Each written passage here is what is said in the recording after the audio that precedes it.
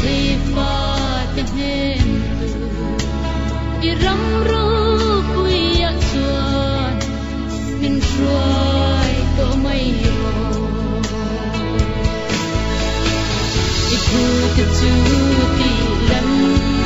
ania ka tan hin na le ka tin lung long ko be thil sung ai ya ka thang bir la li sua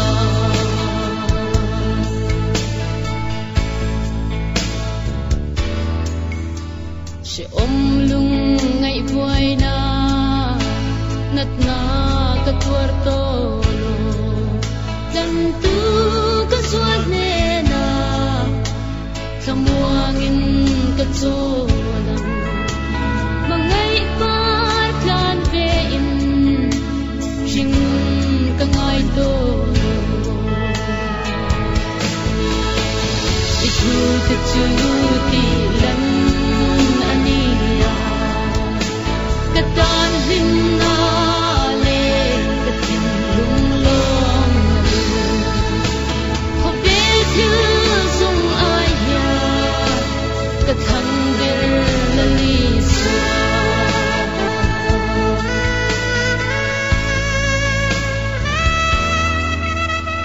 hi lung ngai she om na ka she ngai to la bang so tuan pathian ro pui pakin ka choi mo yang beram no eng mo ma kan leng dial dial to ang I thu te chu ti lam ania ka tan hin na le ka tin lung long ko be thil sung ai ya ka thang bir la li sua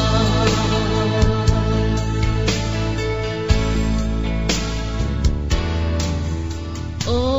chu hun theng turin tuya le tharaba I piang thar ve to em dan tun asom ring che ko bil par kan san la a khar don khongai hun I thu te chu